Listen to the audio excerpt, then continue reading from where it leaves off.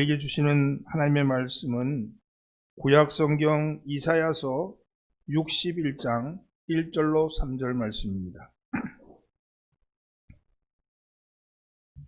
구약성경 이사야서 61장 1절로 3절 말씀을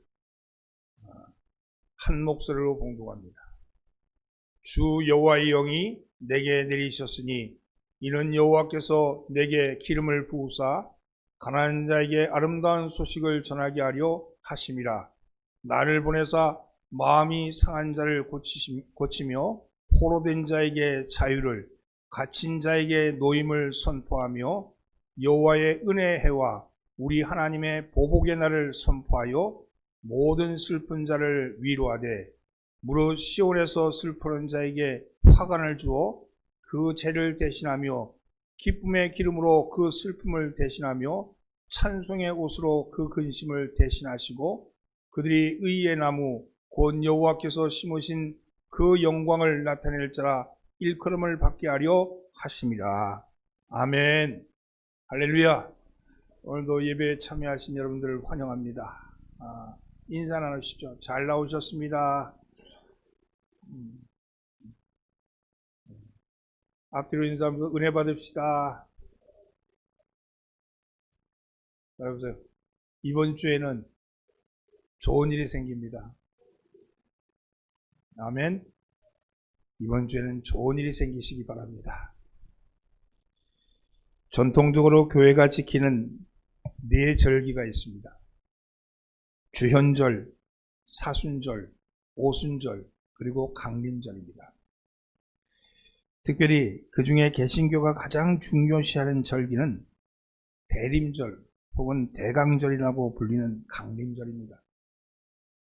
이 강림절은 성탄절을 4주간 앞두고 시작되는 지키는 절기로서 문자로는요, 강림절, 대림절, 대강절 이 모든 말씀이 그리스도의 오심을 기다리는 절기라는 뜻입니다. 그런데 이 내릴 강자의 강자가 무엇을 뜻하느냐에 따라서 그 절기의 의미가 조금씩 다릅니다. 그리스도께서 첫 번째 오심, 즉 성탄을 기다리는 것, 그 성탄을 내릴 강자로 보면 그것은 성탄절을 기다리는 절기로 지켜지고, 이것을 재림으로 다시 오실 주님의 내려오심, 그것을 기다릴 때는 재림하시는 주님을 기다리시는 그런 기다림으로 이렇게 해석이 나눠질 수 있죠. 강림절은 라틴어에서 나온 말인데 아드와 벤타이어라는 말의 합성어입니다. 그래서 어벤투스라는 말인데 헬라어로는 어벤투스라고 얘기하는데 본래 이 어벤투스라는 말은요, 황제가 어디를 방문할 때, 예를 들면 황제가 갈릴리를 방문한다 그러면 그 황제의 방문을 가리켜서 어벤투스 그렇게 얘기했어요. 어벤투스. 이 황제가 오시는 때를 어벤투스라고 이렇게 불렀어요. 근데 초대교회 교인들은 그리스도인이 진정한 주님, 그리스도만이 진정한 주님이시고 우리의 황제시다 그렇게 여겨서 일반 세상 사람들은 어벤투스 그러면 황제의 오심을 기다리고 있는데 우리의 그리스도인들은 똑같은 어벤투스 이렇게 얘기하는데 그 어벤투스는 누구냐? 예수 그리스도의 오심을 기다리고 있는 그 기간을 의미해서 어벤투스라고 불렀던 겁니다. 이것이 구세주의 오심으로 여겼는데 역사적으로 보면 1세기부터 12세기까지는 예수님의 성탄을 기다리는 그런 절기로, 그래서 성탄절 전에 4주간을 걸쳐서 성탄을 기다리는 절기로 어벤투스를 지켰던 거예요. 강림절을. 근데 12세기 이후에는 주님의 재림을 강조하는 그런 의미로 바뀌었습니다. 그래서 이 어벤투스는 나중에는 주님의 재림을 기다리는 그런 절기로 기다리면서 그리스도의 마지막 순간이면서 처음 시작. 그런데 강림, 성탄이 시작이 아니고 강림절, 대강절이 시작인데 그 대강절이 시작과 끝이 되는 거죠. 기다림의 시작, 기다림의 끝이 되는 거죠. 그런데 최근에 와서는 이 어벤투스를 성령의 임재하심, 성령의 임재하심으로 그렇게 확장되어 해석되고 있습니다. 따라서 강림절은 과거의 사실로서 그리스도의 오심, 미래의 사실로서 재림하시는 주님, 그리고 현재 우리 가운데 와서 강림하여 역사하시는 성령님, 그래서 과거와 현재, 미래 전체를 통틀어서 하는 그런 의미로 사용되고 있습니다. 그것은 그리스도께서 과거에는 베들레헴의 탄생으로 이 세상에 오셨고, 현재는 믿는 자의 마음속에 오셔서 우리의 영혼 속에 오셔서 함께 거주하고 계시고, 미래는 심판주로, 재림주로 다시 오실 것이다. 그래서 이 어벤투스를 그렇게 이해합니다. 이 강림절은요, 회개와 결단의 새 결단을 추구하는 기관이기도 합니다. 강림절이 중요한 이유는 바로 이 세 절기가 앞에 있었던, 예를 들면 주현절, 사순절, 오순절은 이미 다 이루어진 것에 대한 기념이라면, 이 강림절은 미래에 대한, 그리고 현재와 미래에 대한 그런 절기이기 때문에 이 절기가 굉장히 중요한 절기가 된다는 것이죠. 오늘은 바로 이 강림절 세 번째 주일입니다. 오늘 제가 이 교회력에 따른 말씀을 잘 안 하는데, 오늘 교회력에 따른 말씀을 가지고 섰습니다. 이 말씀은 교회력을 지키는 모든 교회가 오늘 선포하는 말씀이기도 합니다. 오늘 주시는 말씀은 이사야 61장 말씀인데, 이 이사야 61장은 하나님께서 장차 보여주실 메시아에 대한 예언입니다. 특별히 1절에서 3절은 메시아의 구원 사역을 가리키고 있습니다. 구약에서 가장 큰 약속, 즉 하나님이 기름 부어준 한 분이 오시는데, 그가 세상의 빛이 될 것이고, 그리고 맛을 잃어버린 세상에 진정한 의미가 되어줄 것이라고 약속했습니다. 그분을 가리켜서 히브리어로는 마사아흐라고 그렇게 말하는데, 이 마사아흐라는 말에서 메시아가 나왔죠. 그리고 고대 그리스어로는 크리스토스라고 그러죠. 크리스토스. 그리고 영어로 바꾸면 anointed one, 우리말로 바꾸면 기름 부음 받은 분, 이런 뜻이죠. 메시아, 그리스도, 그 어벤투스, anointed one, 이 말씀 전체가 기름 부음을 받은 분이란 뜻입니다. 그래서 이것은 바로 메시아의 출현을 약속하고 있는 것이죠. 오늘 이사야 선지자는 61장 1절에서 주 여호와의 영이 내게 내리셨으니 이는 여호와께서 내게 기름을 부으사, 이 기름을 부으사가 바로 마사흐입니다.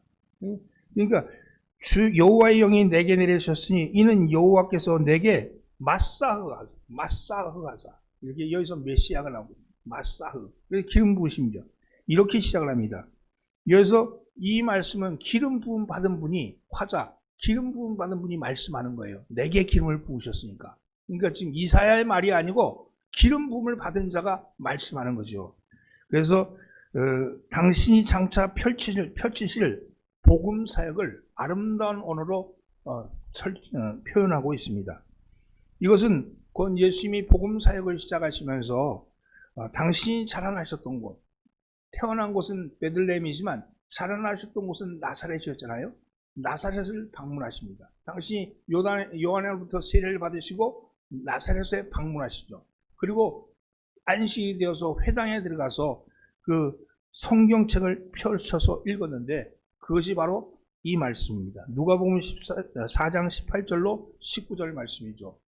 주의 성령이 내게 임하셨으니 이는 가난한 자에게 복음을 전하게 하시려고 내게 기름을 부으시고 나를 보내사 포로된 자에게 자유를, 눈먼 자에게 다시 보게 함을 전파하여 눌린 자를 자유롭게 하고 주의 은혜의 해를 전파하게 하려 하심이니라. 이 말씀을 읽은 거예요. 그리고 나서 사람들이 이상하게 생각하니까 어린동절하는 고향 사람들을 향해서 이 글이 너에게 응하였다, 이 말씀이 너에게 이루어졌다, 이렇게 말씀을 하신 거죠. 여러분, 이걸 이렇게 시작하면서 메시아의 공적인 행보를 시작하시는 겁니다. 구약에서 약속한 기름 부으심 받은 분, 곧 메시아 그리스도가 이 땅에 오시면 어떤 일이 전개되는가 하는가를 보여주는 말씀이 바로 오늘 말씀인 것이죠. 여호와의 영의 기름을 부으심이 임할 때, 여호와의 영의 기름 부으심이 임할 때 도대체 어떤 일이 일어날까? 오늘은 그 말씀을 하고 있는 겁니다. 첫째는요, 가난한 자에게 아름다운 소식이 전해집니다. 그래서 가난한 자에게 아름다운 소식이 전해집니다. 1절 말씀을 함께 읽겠습니다. 주 여호와의 영이 내게 내리셨으니 이는 여호와께서 내게 기름을 부으사 가난한 자에게 아름다운 소식을 전하게 하려 하심이라. 나를 보내사 마음이 상한 자를 고치며 포로된 자에게 자유를, 갇힌 자에게 노임을 선포하며. 주 여호와의 영, 곧 성령이 내게 내리셨으니 이것은 곧 내게 기름을 부으사 가난한 자에게 아름다운 소식을 전하게 하려 하심이라. 이렇게 말씀하셨죠. 이 말씀은 메시아가 장차 오시면, 메시아가 오시면, 주님이 오시면, 지금 우리에게 오신 그 주님도 마찬가지고 오실 주님도 마찬가지지만 오시면 가난한 자에게 아름다운 소식을 전한다, 이렇게 말합니다. 그리고 나서 곧이어 말하기를 가난한 자가 누구냐? 그러니까 마음이 상한 자, 포로된 자, 갇힌 자, 이렇게 말씀하고 있는 거죠. 구체적으로 마음이 상한 자, 그리고 포로된 자, 갇힌 자라고 얘기합니다. 여기서 우리가 마음이 가난한 건 여기 가난한 자에게 아름다운 소식을 전한다는데, 이 가난한 자에 대한 정의, 이 정의를 두고 여러분 진보적인 사람들과 보수적인 사람들이 나눠져 있죠. 보수적인 사람들은 이것을 영적인 것으로 해석합니다. 영적인 것으로. 마음이 가난한 자, 영적인 것으로 하고, 진보적인 사람들은 경제적으로 해석합니다. 실제로 물질이 없어서 가난한 자, 이렇게 해석하시죠. 그러나 여기서 말하는 가난은요, 사실은 이 진보 측이나 보수 측이라기보다는 이 측의 설명보다는 오히려 하나님을 떠난 인간들의 상태를 의미합니다. 아버지는 부자셨는데 죄를 범함으로 인해서 떠난 인간들, 그래서 가난하게 되어버린 인간들. 아버지는 부자였는데 부자이신 아버지를 떠나버린 거 아니에요?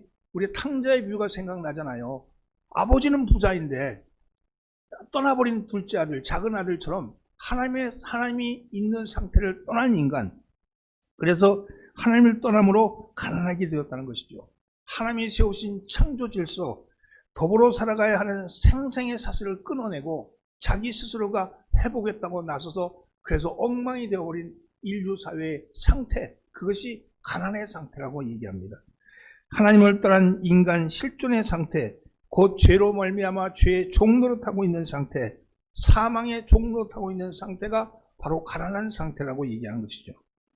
그것이 곧 마음이 상하고 포로되었으며 갇힌 자 되었다고 그렇게 말씀합니다. 그런데 기름 부음을 받으신 분이 오시면 이런 가난한 자에게 아름다운 소식을 전한다, 복음을 전한다고 말씀합니다. 그 아름다운 소식이 뭐냐? 먼저는 마음이 상한 자를 고치신다고 얘기합니다. 마음이 상했다는 건요, 영어로 보면 broken heart, 깨어진 마음, 깨어졌어. 마음이 깨어져 버린 거예요. 그래서 인간의 마음은 아담이 에덴 동산에서 추방된 이후에 죄로 말미암아 하나님과 분리됨으로 인해서 인간의 마음은 깨어져 버린 것이죠. 그래서 죄인에 의해서 상한 마음은 이제는 더 이상 죄에서 떠날 수 없는 상태가 되어버린 겁니다. 그래서 그러하여금 죄로 인하여서 하나님으로 다가갈 수 없는 그런 깊은 상처를 입은 것이죠. 죄는 인간의 심령에 깊은 상처를 더해갖고 언제나 자기의 양심과 도덕과 사회법의 추궁을 받게 됩니다. 날마다 뭔가의 추궁을 받고 있는 그런 모습이지요. 그런 인간 스스로에게만이 아니라 이웃에게 끊임없이 쉼없이 아픔을 주고받는 존재가 되어버린 겁니다. 상처를 입었을 뿐만 아니라 상처를 내는 존재가 된 것이죠. 나는 상처 입지 않겠다 그러면서 다른 사람에게 상처를 주고, 나는 상처받은 것을 나는 다른 사람에게 상처를 줘야지 풀린다고 생각해서 원망의 상처를 핥히고 있는 것이 인간의 모습입니다. 이런 불행의 모습으로 하나님의 심판대 앞에 이를 때 그 절정에 다다르는 것이죠. 그런데 기름 부음 받으신 분이 오시면 깨어진 심령, 깨어진 마음을 고쳐주신다, 그렇게 말씀합니다. 상한 심령 상한 마음을 치유하신다고 말합니다. 바로 예수님이 오셔서 십자가에 달려 우리의 죄값을 치름으로 인해서 이 일을 성취하신 것이죠. 그분의 흘리신 보혈로 말미암아 하나님과 깨어진 관계가 회복되었고 우리 사이에 서로 핥히고 물어뜯던 관계가 서로 회복되는 역사가 나타나기 시작한 겁니다. 이것은 바로 주님이 오셔서 제일 먼저 인간의 상태는 깨어진 상태인데 그 깨어진 상태를 회복시킨다고 그렇게 말씀하신 거죠. 갈라진 둘을 하나로 만드사 하나님을 향해서 영광 돌린다는 것이 바로 보혜사 성령님이 오신 그리고 우리의 메시아 되신 주님이 하시는 일이라고 말씀합니다. 두 번째는요, 포로된 자를 자유케 하신다고 말합니다. 하나님을 떠난 사람들은 죄의 값인 질병과 죽음의 노예가 되고 말았습니다. 죄악으로 뒤틀린 자아의 노예가 되고 말았습니다. 세속에 사로잡혀 살고 있고 죄와 사단의 종노릇하고 있는 것이죠. 죄의 종노릇은요, 부정적인 것에 종노릇하는 거예요. 모든 것을 시각이 부정적인 거예요. 안 된다, 할 수 없다고 생각하는 거예요. 그게 뭐 되겠어? 이게 입에서 툭툭 튀어나오는데 이게 뭐냐? 죽음의 그림자거든요. 내가 이뤄놓은 게 뭐 되겠어? 끝나면 다 끝나는 거지. 이렇게 생각하는 것이 그것이 펄펄 나오는 게 어디서 나오냐면 그 죽음의 냄새가 그것이 입에서 부정적인 것으로 토해지고 있다는 거예요. 그래서 자기가 스스로 만든 그 죽음의 종노릇을 떨쳐버리지 못하고 있습니다. 본래 종노릇하라고 지음받은 존재가 아닌데 종이 되어버린 거죠. 여러분, 우리는 어떨 때 돈의 종이 되기도 하고, 풍습의 종이 되기도 하고, 문화의 종이 되기도 하고, 종노릇하잖아요. 그것에 나를 잃어버리고, 나의 존재의 가치를 잃고, 다른 사람의 존재에 밑에 가서 빌붙어 사는 게 종노릇하는 거 아니겠습니까? 바로 그 종노릇함에서 지금 자유케라고 말씀합니다. 주님은 진리가 너희를 자유케 하리라. 이렇게 말씀하시면서 당신이 진리이심을 보여주신 거죠. 따라서 주님을 내 주로, 내 메시아로 모시는 순간 바로 진리가 우리를 자유케 한다고, 우리를 묶고 있던 모든 사슬, 종으로부터 해방시켜준다고 말씀합니다. 더 이상 나는 돈의 종도 아니고 세습의 종도 아니고 관습의 종도 아니고 더 이상 다른 사람의 종이 아니라 자유인으로 바로 서게 한다고 그렇게 말씀합니다. 메시아가 오시면 그 일을 선언하신다고 말씀하죠. 세 번째는요, 갇힌 자에게 노임을 선포합니다. 하나님을 떠난 인간은 스스로가 만든 의식의 감옥에 갇혀버렸습니다. 이기주의의 감옥, 판단의 감옥, 선입견의 감옥, 스스로가 만든 프레임의 감옥에 갇혀서는 사람을 사람으로 보지 못하고, 그래서 정말로 저 사람의 진심을 진심으로 여기지 못하는 그 자기 의식의 감옥에서 한치도 벗어나지 못하고 살아갑니다. 다른 사람을 비인격화할 뿐만 아니라 자기 자신도 비인격화합니다. 그래서 눈에 보이는 것이 제일이라고 생각하는 의식의 감옥에 갇혀서 아무것도 보지 못하는, 정말로 눈에 보이지 않는 것은 보이지 않는, 눈이 감겨버린 닫힌 눈이 가지고 있는 그에게 주님이 그 닫힌 자에게 노임을 선포한다고 말씀합니다. 예수 그리스도에 오시면 바로 죄로 말미암아 가난한 자가 된 우리에게 아름다운 소식을 선포하기 위함이라고 말씀하죠. 따라서 예수님을 믿으면 가난에서 벗어나 부자가 된다. 물질적으로 가난에서 벗어나 부자가 된다는 그런 맹목적인 기복신앙이 아닙니다. 가난한 자들 무조건 편드는 것도 아니고 사람들을 경제적인 계급으로 구분해서 나누고 갈등을 부추기는 것도 더더욱 아닙니다. 주님은 우리가 죽어서 천당 가게 하려고 기름 부음을 받은 것이 아니라는 거지요. 주님께서는 우리가 그저 내면의 평정심을 잘 유지해서 상처를 극복하게 하려고 보냄을 받지도 않으셨습니다.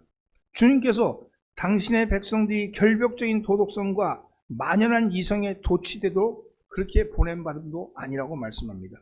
우리를 사람답게 살지 못하게 하는 모든 근본적인 폭력과 억압으로부터 참 자유를 주시기 위해서 그분은 오셨고 그분은 기름 부음을 받으셨다고 말씀합니다.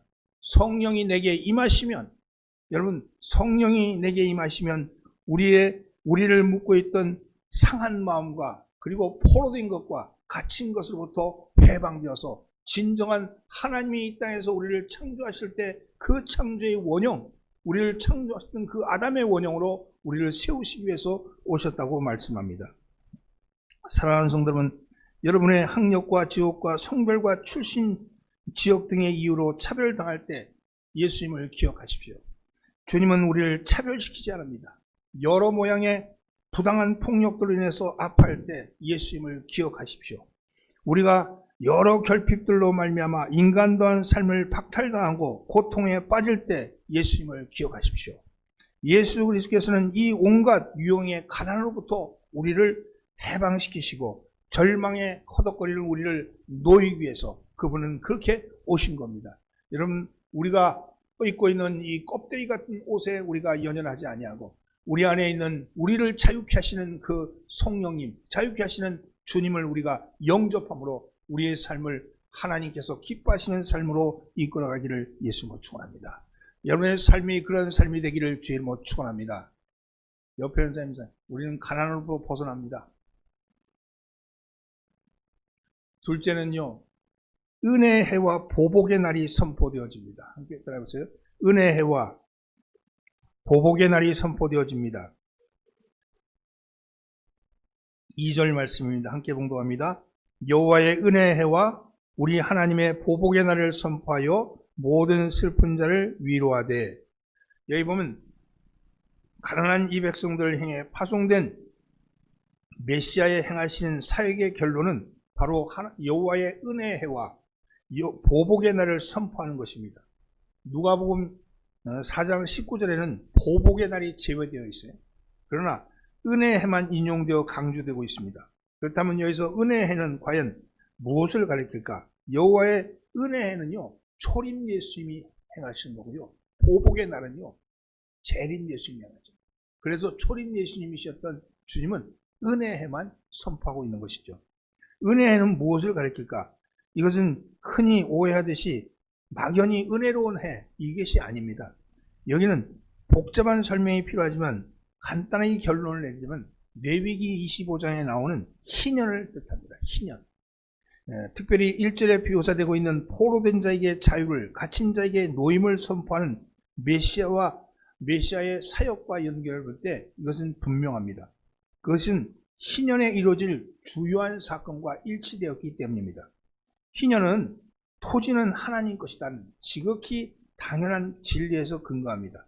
생존권의 기초인 땅이 하나님의 것이기에 결코 사람들이 무한정 보유하려는 탐욕의 대상이 되어서는 안 됩니다. 하지만 오늘날 우리 이 사회의 가장 큰 문제가 지금 부동산 문제 아닙니까? 부동산 문제. 여러분, 많은 부동산 재벌들이 그러하듯이 가능한 한, 그리고 끝없이 많은 땅과 건물을 움켜쥐는 것이 단기간에 어마어마한 부를 축적하는 가장 손쉬운 방법입니다. 그런 이유로 이건 고대로부터 지금만 이루어진 게 아니고요. 고대로부터 땅에 대한 부자의 집착은 멈추지 않았습니다. 인간의 욕망은 끊임없이 땅을 소유하는 것으로 그렇게 점철되어 온 겁니다. 땅과의 전쟁이었죠. 여러분, 그러나 문제는 이제 죽어도 돌아갈 땅은 한 평 난집밖에 안 되는데 지금은 한 평도 아니고 여러분 손바닥 한 번, 그것이 낙골 이렇게 한 데 올라가 보면 봤더니 손바닥 한 만큼, 그렇게 고만큼 말이죠. 그것도 자기가 소유한 땅이 마지막 죽을 때 소유한 거라 그러는데, 여러분, 인간은요 그렇게 땅을 향해서 끊임없는 집착을 가지고 있는 거죠. 문제는 그러면 그럴수록 땅 없는 절대 다수의 가난한 이들의 고통은 배를 이어간다는 사실입니다. 하나님께서 히브리 신앙 공동체에 당신의 이름을 걸고 엄중히 희년제도를 시행한 것도 바로 그러한 폭압적인 약육강식의 그런 질서를 멈추게 하고 모두가 더불어 사는 사회를 만들기 위한 하나님의 방법이었죠. 주님께서는 사람들이 한데 어울려 살면서 이루어지는 자연스러운 토지 매매 제체는 충분히 용인하셨습니다. 토지를 매매하지 말라 그런 게 아니고 토지는 자유롭게 사고 팔 수 있게 하셨어요. 그러나 7번째 안식년, 7년마다 오는 안식년이 7번 이루어질 때 49년이 지난 다음에 그 해는 희년이라 그렇게 선포하셨습니다. 희년의 나팔을 울리게 하셔서 그 희년의 나팔은 바로 토지 소유를 가나안에서 지파별로 처음 분배할 때로 그렇게 다시 원점으로 돌리는 날입니다. 처음에 분배한 그 토지로 원상태로 돌리는 거죠. 그래서 그동안 아무리 많은 땅을 가진 사람이라 할지라도 조상으로부터 본래 물려받은 땅을 제외하고 나머지는 모두 본래의 주인에게로 돌려주게 하셨습니다. 오늘 본문 1절에 나오는 본문이 다른 사람에게 종살이하던 사람들, 그 종살이하던 사람들도 풀어줬습니다. 머슴살이하던 사람도 풀어줬고요. 다 풀어줬습니다. 그리하여서 이미 많은 부를 소유한 사람들이 필요 이상의 과다한 돈과 불로소득을 취하는 것을 막으셨습니다. 건물 지어놓고 건물로 인해서 대대손손 먹고 살고 있던 그 사람들이 다시 돌아가는 거예요. 다시 돌아가는 거예요. 여러분, 그래서 사회의 가장 밑바닥에서 고통당하는 사람에게 최소한의 생존권을 쥐고 일어날 수 있는 새 힘을 거기에 부여하신 것이죠. 그뿐만 아닙니다. 누구든가 부득이한 사정으로 땅을 판 사람이 있다면 아직 희년이 되지 않더라도 가까운 친척들이 와서 그 친척이 와서 그 땅을 다시 돌려달라 그럴 때 다시 물러줄 수 있는 그런 제도도 두었습니다. 그런 친척을 가리켜 우리 성경과는 기업 물을 자라고 그렇게 번역했는데 이것은 히브리어 원어상으로 보면 구속입니다. 레딤, 구속을 의미합니다. 그렇게 구약 성경의 메시아를 통해서 구속 신앙의 원형을 보여준 거예요. 기업을 물어주는 거예요. 내가 빚져가지고 죽을 때 누군가 와가지고 내 빚을 갚아주면서 돌려주는 거죠. 그것이 바로 구속의 원형이라는 겁니다. 룻기에 등장하는 기름 부을 자로서의 그런 역할이 바로 보아스가 했던 역할이죠. 그 보아스, 그로부터 태어나서 족보가 이어져서 예수 그리스도께서 오잖아요. 그것이 희년 제도를 근거하기 때문에 그 말씀이 나온 겁니다. 그러므로 희년제는 결코 구약 성경의 주변부에 위치해 있지 않습니다. 나는 주 너의 하나님이다. 이렇게 말씀하는 준엄한 엄중한 자기 선언을 통해서 레위기 율법의 중심부에는 바로 구약을 넘어서는 구약을 넘어서는 기독교 신앙의 핵심이 바로 여기 희년제도에 차지하고 있다는 거죠. 그렇기에 기름 부은 받는 자는 가장 낮고 고통받는 사람의 삶의 한복판에서 은혜의 희년을 선포하신다고. 지금부터 해방이다. 지금부터 이때까지 있던 모든 억압으로부터 너희는 다 해방되었다. 이렇게 말씀하는 거예요. 그 메시아가 오시면 희년의 나팔 소리를 분다는 거예요. 원상태 하나님께서 우리에게 주신 그대로 돌려주신다고 그렇게 말씀합니다. 그와 동시에 가난한 자들의 짓밟고 불의와 탐욕스러운 자를 향해서 엄중하게 심판하신다. 그렇게 말씀하죠. 그것이 바로 정의와 공평이 이루어지는 보복의 날입니다. 여러분, 그래야 모든 슬픈 자를 막연한 관념이 아닌 우리의 손과 발을 통해서 참으로 위로하신다고 말씀하죠. 그렇게 하나님께서는 자신이 희년을 이루기에 오셨다고 공개적으로 선언하고 계시는 겁니다. 여러분, 주님이 오시면 희년이 선포됩니다. 여러분, 이제까지 우리를 억압했던 묶었던 모든 고리는 끊어질 것이고 우리를 짓눌렀던 가난과 부채가 우리를 다 떠나게 될 줄 믿습니다. 오늘 여러분, 우리 안에 희년이 선포되기를 예수님으로 축원합니다. 세 번째는요, 슬퍼하는 자를 위로하십니다. 여러분, 슬퍼하는 자가 위로를 받습니다. 3절 말씀을 함께 본고합니다. 무릇 시온에서 슬퍼하는 자에게 화관을 주어 그 죄를 대신하며 기쁨의 기름으로 그 슬픔을 대신하며 찬송의 옷으로 그 근심을 대신하고 그들이 의의 나무 곧 여호와께서 심으신 그 영광을 나타낼 자라 일컬음을 받게 하려 하심이라. 2절 끝에 보면 모든 슬픈 자를 위로하되 이렇게 말씀하신 후에 3절 말씀을 구체적으로 어떻게 위로하시는가 하는 내용이 나오고 있습니다. 한마디로 말하면요, 이 내용은 역전입니다. 역전. 우리가 잘 알고 있는 상식을 뒤집어놓는 거예요. 하나님께서 메시아를 통해서 주시는 모든 가난하고 슬픈 자에게 주시는 위로의 핵심은 전복과 역전입니다. 곧 뒤엎음과 뒤집음입니다.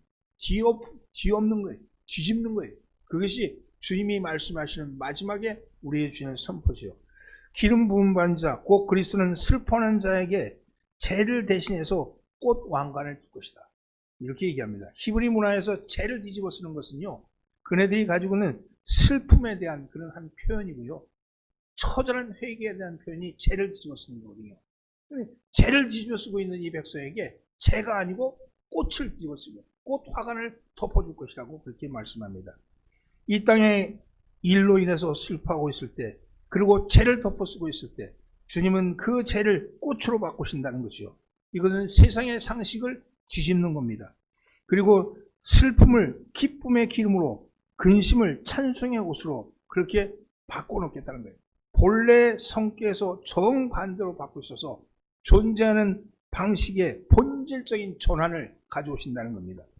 여기에 멈추지 아니하시고 가난하고 슬퍼하는 이들이 주님의 영광을 드러낼 의의 나무가 될 것이라고 약속합니다. 너희가 의의 나무가 될 것이다, 이렇게 말씀하죠. 이것이 바로 다시 오실 예수님을 기다리며 우리가 진정으로 고대하는 축복의 약속이 것입니다. 메시아이신 예수님을 통해 우리에게 주어지는 하나님 나라의 생명과 정의와 평화는 단지 우리의 삶의 일부를 고치는 정도가 그치는 것이 아니고 우리의 가장 비참한 영역, 가장 남루한 모습, 제일 연약한 그런 존재가 그것이 본질적으로 다른 존재로 바뀌게 된다고 얘기합니다. 여러분, 겉사람은 후패하나 속사람은 날로 새롭도다, 이렇게 말씀한 건 본질이 바뀐 거 아니에요. 겉사람은 날마다 후패할 수밖에 없는 존재인데 그것이 본질적으로 날로 새로운 존재로 바뀐다는 거예요. 이것은 역전이죠. 이건 전복이죠. 그렇게 말씀하시는 겁니다. 이 말씀은요, 질적인 변화를 의미합니다. C.S. 루이스의 대표작이었던 순전한 기독교에 나오는 표현으로 말하자면 말에게 더 높이 뛰는 법을 가르치는 대신에 말에게 아예 날개를 달아준다는 거예요. 뛰는 것이 아니고 날아버리게 한다는 것이요. 이것은 본질적인 변화가 일어난다는 겁니다. 이 전복과 역전의 복음은 예수님이 오심으로 시작이 됐습니다. 그리고 십자가와 부활로 실현되었습니다. 십자가 위에서 주님이 덮친 죽음의 그림자가 짙으면 짙을수록 빈 무덤에서 비쳐나오는 빛의 그 영광은 더 찬란하다는 것입니다. 이제 눈에 보이는 것이 전부인 줄 알고 하나님의 형상이 깨어지는 줄도 모르고 이 땅에 있는 것을 수탈하며 살았던 우리에게 눈에 보이지 않는 나라, 하나님 나라가 우리 가운데 실현되는 것을 보게 될 것이라고 말씀합니다. 인간성이 무너지고 인격의 파탄이 와도 많이 가지고 높이 오르면, 그리고 부자라고 뻐겼던 사람들을 향해서 너희는 가난한 자다, 이렇게 선언하시고 진정한 부자가 무엇인지를 보여주신 겁니다. 복음은 세상 것에 대한 전복이요 역전입니다. 자신이 가난한 자라는 것을 깨닫는 이들이 눈물을 굵게 흘리면 흘릴수록, 흘러내리면 흘러내릴수록 절망과 실패의 무게가 더하면 더할수록 그 모두를 위해 달려오셔서 품으시는 하나님의 생명이 더없이 풍성하고 그리고 더없이 아름다워진다는 사실입니다.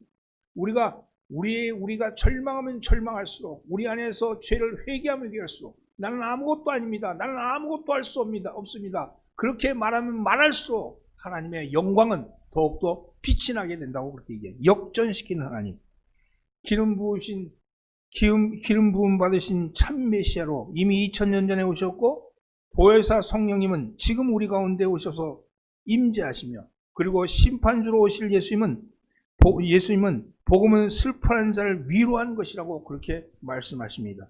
죄를 덮어준 사람에게 꽃으로, 슬픔이 있는 자에게 기쁨의 기름으로, 근심과 탄식이 있는 자에게 찬송의 옷을 입혀주신다고 말씀합니다. 사랑하는 성도분, 이 놀랍고 기쁜 소식, 그 소식을 여러분 감격으로 받아들이시기 바랍니다. 그러나 오늘 이 말씀이 단지 주님의 오심을 기대하는 것으로 각자를 향한 위로와 축복만으로 받아들이는 것에 그친다면 그것은 하나님의 뜻을, 이 강림절에 이루시는 하나님의 뜻을 제대로 깨닫지 못한 겁니다. 우리는 이 말씀 안에서 담긴 우리를 향하신 하나님의 부르심과 책임을 깨달아야 합니다. 그것은 하나님께서 자녀된 우리에게 또 다른 기름 부음 받은 자로 우리를 세우셨다는 사실입니다. 여기에 강림절, 대림절의 의미가 있습니다. 여러분, 기름 부음 받은 자가요, 여기 본문의 기름 부음 받은 자는 엄밀한 의미로 말해서 예수님을 직접 묘사하는 메시지가 아닙니다. 여기 이 말씀은 성경에 따르면 하나님께서 당신의 뜻한 바를 이루기 위해 성령이 임한다고 말씀합니다. 이 성령이 임함을 기름 부음이라고 하잖아요. 이 기름 부음을 받는다는 것은, 그럼 성령이 임한 자, 기름 부음을 받은 자는 모두가 메시아, 마사하흐라는 거예요. 여러분, 그래서 여러분, 이것은 메시아이신 주님만을 의미하는 것이 아니라 바로 기름 부음 받은 모든 자를 향해서 하시는 말씀이에요. 다른 말로 하면 예수님께서 하늘로 오르신 후에 임하신 주의 영, 곧 성령님을 다스림을 인정하는 모든 사람이 이 시대의 메시아, 마사하흐라는 거예요. 이 시대의 마사하흐. 그러므로 우리는 본문에 나타나는 가난함과 슬픔 속으로 찾아오시는 메시아의 모습 그대로를 우리 곁에 있는 가난한 사람들, 우리 곁에 슬퍼하는 사람들, 우리 가운데 어그러진 사람들을 향해서 우리가 전해야 된다는 거죠. 그 말씀을 이루게 해야 한다는 거예요. 주의 영이 가득히 임하는 기름 부음 받은 자의 본질은 참 사람됨입니다. 참 사람됨. 참 사람으로 오신 그분의 모습에 따라서 우리 또한 성령이 우리 가운데 임하면 우리가 참 사람됨의 모습을 보이면서 세상에 있는 사람들을 향해서 그리하여 가난한 자에게 아름다운 소식을 전해야 되는 거죠. 그리고 그들을 향해서 정말로 억압받은 자, 눌린 자, 포로된 자, 그네들을 향해서 해방과 그리고 그네들의 노임과 그리고 치유를 선포해야 한다고 그렇게 말씀합니다. 사랑하는 성도분, 성령의 사람들은 사람답게 살지 못하고 사람답지 못하게 만드는 모든 제도와 모든 절망과 모든 어둠에 대해서 빛으로 반사하게 하십니다. 빛으로 맞서게 하십니다. 하나님의 위로와 사랑이 필요한 이들을 향해서 기름 부음 받은 자로서 주저없이 다가가야 합니다. 그것이 바로 기름 부음 받은 자, 곧 성령의 임재함에 사는 사람들의 모습입니다. 그것이 초림 예수님과 재림 예수님 사이에 있는 성령으로 오신 그 예수님이 오늘 우리 속에 마사흐, 오늘 우리를 기름 부음 받은 자로 세웠다면 그 기름 부음을 우리 또한 행해야 한다고 그렇게 말씀하는 거죠. 사랑하는 성도는 주님을 본받자고 말씀하시면서 끊임없이 뭘 본받냐 이렇게 말할 때 바로 메시아로 오신 그 주님이 바로 우리의 마사흐가 또한 우리 또한 마사흐가 되어서 세상을 위해서 변화시키는 촉매제가 되어야 한다고 말씀하죠. 사랑하는 성도 여러분, 기름 부음 받으신 주님께서 우리 가운데 사람으로 오셨습니다. 참 사람으로 오셨습니다. 오셔서 첫째는 모든 가난한 자, 곧 마음이 상한 자, 포로된 자, 갇힌 자에게 치유와 자유와 해방의 아름다운 소식을 전하셨고, 둘째는 희년과 심판을 선포하셨으며, 셋째는 슬퍼하는 자에게 역전을 약속하시므로 내 생에 역전이 일어날 것이다, 내 삶에 역전이 일어날 것이라고 말씀하면서 우리에게 새로운 희망이 되어 주셨습니다. 그를 통해서 하나님의 의를 이루어 나가시는 것이죠. 오시는 그분은 뒤엎음과 뒤집음의 은혜를 통해서 우리의 가장 비천함을, 우리의 가장 비참함을 하나님의 보시기에 좋은 의로움으로 바꿔내신다고 말씀합니다. 여러분, 그러한 역사가 저와 여러분들 속에 일어나기를 주의 이름으로 축원합니다. 지금 우리는 성탄절을 앞두고 대림절을 보내고 있습니다. 진정한 메시아이신 예수님께서 오셨고 또 다시 오십니다. 2000년 전에 이미 오신 주님을 묵상하고 다시 오실 그 주님을 기다리며 또 우리 가운데 와 계신 그 주님을 곱씹으며 이 참된 성령의 충만함이 무엇인지, 그리고 이 대림절 기간에 우리가 어떻게 살아야 하는지에 대한 생각을 깊이 하시면서 살아가는 한 주간 되기를 주님으로 축원합니다. 기도합니다.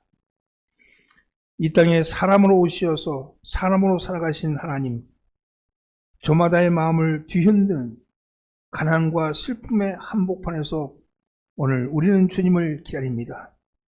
주님을 향해 달려오시는, 우리를 향해 달려오시는 주님을 우리는 바라봅니다. 주님께서 선포하시는 희년과 정의로운 심판을 기대합니다. 그리고 우리를 전적으로 새롭게 하시어 의의 나무로 사용하시는 은혜를 간절히 구합니다. 그리하여 사람을 수단과 도구로 이용하는 욕망의 질서를 물리치고 사람을 사람답게 하는 참된 성령 충만을 누리게 하여 주옵소서. 성령님과 호흡하는 우리가 되게 하여 주옵소서.